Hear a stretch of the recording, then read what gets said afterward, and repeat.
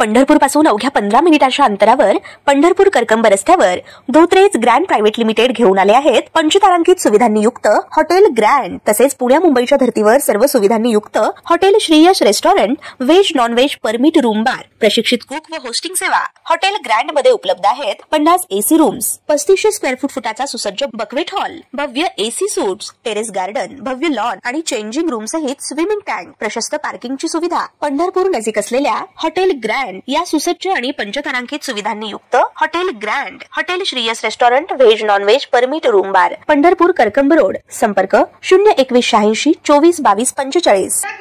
पाहण्यासाठी आमच्या YouTube चॅनलवरील PVR म्हणजेच पंढरी वार्ता या न्यूजला सबस्क्राइब करा आणि शेजारील बेल आयकॉनवर क्लिक करा। आता माढा तालुक्यात स्थानिक स्वराज्य संस्थांच्या निवडणुकीचे वेध लागलेत।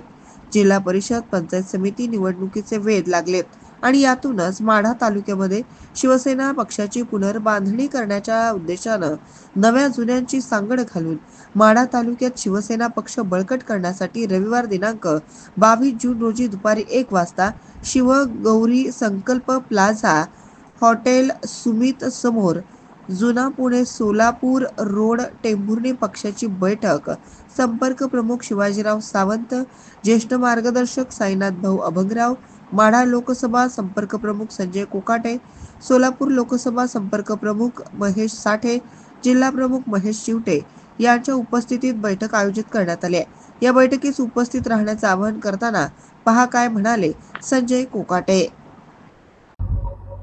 नमस्कार, जय महाराष्ट्र। माढा तालुक्यामध्ये जेवढे नेते मंडळी आहेत त्या प्रमाणामध्ये दुसऱ्या फळीतले कार्यकर्ते नाहीत किंवा गावगावामध्ये त्या प्रमाणामध्ये कार्यकर्ते नाहीत। त्यामुळं कार्यकर्त्यांची धावपळ होती। जे सत्ताधारी होते अगोदरचे, त्यांच्या विरोधातले जे सगळे लोक होते त्या सगळ्या लोकांना तालुक्यातल्या सगळ्या पुढाऱ्याकडे फिरावं लागतं।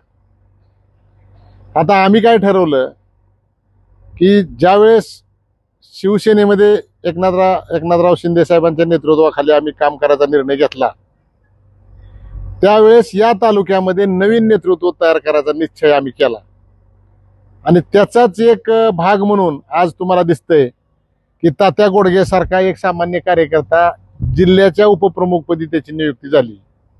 परीक्षित पाटलासारखा एक कार्यकर्ता त्याला माढा विधानसभेचा प्रमुख म्हणून काम करायची संधी मिळाली।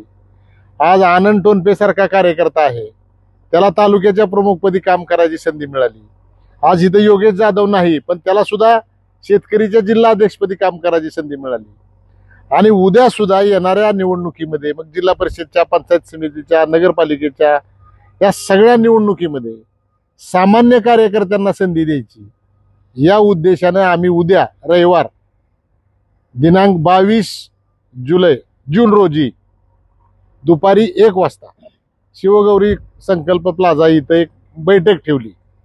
अनेक सेल आहेत, अनेक आघाड्या आहेत, शिवसेनेची संलग्न अनेक असे कार्यकर्ते पाहिजेत की आम्हाला त्यांना काम करायला संधी द्यायची।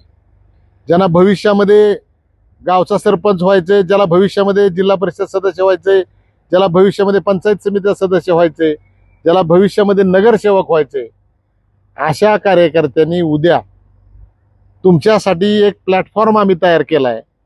त्या प्लॅटफॉर्मचा उपयोग करण्यासाठी आपण उद्या मीटिंगला यावं अशी मी आपल्याला कळकळीची विनंती करतो। कारण काय झालंय की आपल्या 3.5 लाख मतदारांना आज दुर्दैवानं प्रतिनिधित्व विधिमंडळात करायला कोण नाही।